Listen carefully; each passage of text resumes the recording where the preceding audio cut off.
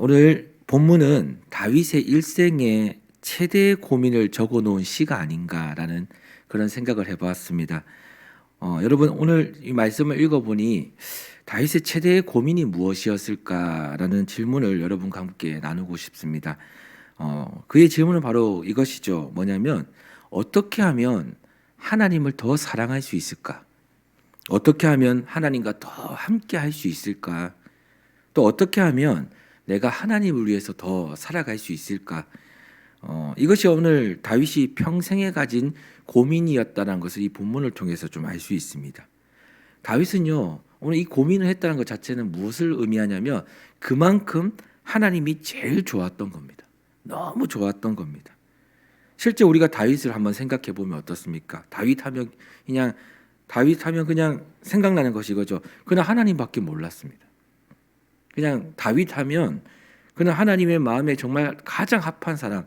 이렇게 우리는 그를 생각할 때 이런 단어들, 이런 문장들이 기억이 나죠. 정말 주님의 마음을 어떻게 하면 시원케 해드릴 수 있을까? 어떻게 하면 하나님을 행복하게 해드릴 수 있을까? 하나님을 어떻게 하면 잘 섬길 수 있을까? 정말 이런 고민으로 그는 일생을 하나님과 어떻게 하면 더 함께 할 수 있을까? 이런 고민으로 일생을 살았던 사람이죠. 그만큼 우리의 기억 속에도 다윗은요, 하나님을 사랑하는 사람으로 기억되고 있습니다. 그리고 그는 그냥 사랑한 것이 아니죠. 모든 것을 그의 모든 평생을 걸고 하나님을 사랑했다는 것입니다. 오늘 우리가 하나님을 믿고 따라가는 이 신앙생활도 때로는 여러분 표면적으로 볼 때는요, 나와 하나님의 이야기로 시작되고 끝이 나는 것처럼 보여집니다. 그런데 우리가 하나님을 믿는 이 신앙생활은 사실 여러분 우리와 하나님과의 오늘의 이야기로 끝나는 것이 아니라 우리를 통해 역사하시는 하나님의 은혜와 능력이 다윗과 같이요 다음 세대에게도 흘러간다는 것입니다. 흘러서 기억되는 바로 우리의 신앙생활은 그런 중요한 통로가 된다는 거예요. 우리도 모르게요. 우리의 신앙생활이 우리의 오늘 하나님과의 우리의 만남이 함께함이 사실은 우리도 모르게 하나님의 그 은혜와 능력을 우리의 삶에서 나타남으로 인해서 누군가가 또 그 후대가 다음 세대가 그 은혜를 보게 된다는 겁니다. 간접적으로 직접적으로 보게 된다는 것이죠. 그 통로가 누구냐? 바로 우리라는 것입니다. 오늘 나의 신앙생활과 오늘날의 나의 믿음을 통해 하나님의 능력과 그분이 하시는 일들이 나도 모르게 흘러간다는 거죠. 다음 세대들에게 전해진다는 것입니다. 오늘 다윗도 하나님 앞에서 자신이 어떻게 신앙생활을 했는지를 고백하죠. 그리고 자신이 정말 원하는 것, 내가 진짜 원하는 것, 신앙생활하면서 내가 정말 바라는 것, 그게 뭐냐면 하나님과 함께해서 하나님이 나와 함께 하셔서 나를 통해 역사하시는 그 하나님의 능력을 후대 사람들에게도 종일 전해졌으면 또 그렇게 전해지기를 너무나도 원했다는 거예요. 너무나도 종일 내 삶을 통해서 역사하셨던 그 하나님이 다음 후대에게도 전해지기를 원하죠. 그리고 그가 하나 더 원하는 게 이겁니다. 그가 백발이 늙어 나중에 백발이 되더라도 늙어서 이제 아무것도 없는 오늘 표현을 그러면 백수가 되더라도 늙어서 이제 하나님을 위해서 무엇을 해드리고 싶은데 많은 일을 지금도 해드리고 싶은데 늙었지만 백발이 되었지만 나중에 힘이 없어서 못하는 그 자리에 서더라도 하나님께 이렇게 간구하는 거예요. 하나님 날 버리지 말고 그때도 나와 함께 해달라고. 그때 날 쓸모없다고 버리지 말고 내가 내 힘이 없어서 나중에 하나님 위해서 뭐 지금처럼 대단한 일을 해드릴 수 없더라도 하나님 그때 그것 때문에 날 버리지 마시고 그때도 나와 함께 해달라고 그렇게 하나님께 간구하죠. 그 말씀이 오늘 17절과 18절에 적혀 있죠. 제가 한번 읽어드릴게요. 하나님이여 나를 어려서부터 교훈하셨으므로 내가 지금까지 주의 기이한 일들을 전하였나이다. 하나님이여 내가 늙어 백발이 될 때에도 나를 버리지 마시며 내가 주의 힘을 후대에 전하고 주의 능력을 장래 모든 사람에게 전하기까지 나를 버리지 마소서. 다윗의 이 고백과 그의 간구를 보면 여러분 다윗의 신앙생활은요 자신만을 위한 신앙생활이 아니었다는 것을 알 수 있습니다. 그와 하나님과의 관계에는 꼭 무엇이 있었냐면 다음 세대가 있어요. 다음 세대가 있음을 상기시킵니다. 오늘 그가 하나님을 더 잘 섬겨야 되는 이유와 그리고 자신이 정말 사랑하는 하나님을 위해 자신이 무엇을 해야 되는지에 대해 고민하고 있는데 그 고민의 답이 바로 다음 세대에 있었다는 거예요. 바로 다음 세대에게 자신이 믿는 하나님을 전해야 된다. 그런 목적이요 다윗의 신앙생활 가운데 계속 자리 잡고 있었습니다. 다윗은 오랫동안 하나님과 함께하는 삶을 살아가죠. 그리고 그는 위험스럽게 그지없는 수없이 많은 순간들을 맞닥뜨릴 때가 있었습니다. 근데 그때마다 누굴 찾았냐면 그는 하나님을 찾아요. 그리고 실제 하나님을 찾을 때마다 어떻습니까? 하나님께서 그를 버리지 않고 자신을 구원해 주심을, 어떤 위기가 오더라도 어떤 순간이 오더라도 하나님을 찾을 때마다 그는 하나님께 구원을 받습니다. 하나님으로부터 생각지도 못할 바랄 수도 없는 구원을 받게 되죠. 그 구원에 대한 체험이요 그의 삶에 넘쳤습니다.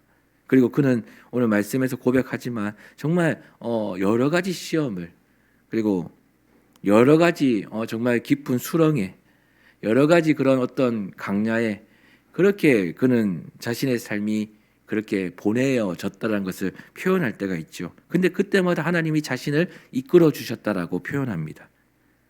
그러니까 여러분 이것을 그는 이렇게 표현해요. 이것을 기이한 일이다. 기이한 일이다. 사람의 말로는 설명할 수 없는 기이한 하나님의 일들로 자신은 오늘 여기까지 살아왔다라는 것을 이야기합니다. 이 모든 것이 다 하나님의 은혜였음을 하나님께서 자신을 통해 나타내 주신 것임에 감사합니다. 오늘 이 이야기를요, 자신은요 여기서 끝내지지 않기를 소망하고 있는 거예요. 우리가 지금 개역 개정을 보고 있지만 개역 한글에서는 그는 이렇게 표현해요. 그는 자기가 우리가 오늘 보는 말씀은 백발이 되었다라고 하지만 개역 한글에서는 백수가 되었다라고 얘기해요. 그러니까 자기는요 나중에 늙어서 정말 힘이 없고 아무것도 할 수 없을 때, 정말 하나님을 위해서 어떤 일도 할 수 없을 때, 그때 고백할 원하는 것 바로 그때도 하나님이 나와 함께하는 이 기이한 일, 하나님의 은혜가요 끝이 없이 자신에게 임하기를 원하는 거예요. 왜냐하면 이게 너무 행복한 삶이었음을 돌아보니까 또 오늘 지금 이 순간도 앞으로 주실 하나님의 그 장래의 은혜도 너무나도 기대가 되는 것입니다. 이 은혜가 없으면 자신 하루도 살 수 없는 사람임을 스스로 고백하고 있는 거죠. 그래서 이 은혜가 늘 자신에게 있기를 원하는데 하나 더 바라는 것은 이 좋은 은혜가 나로서 끝나지 않기를 원하는 거죠.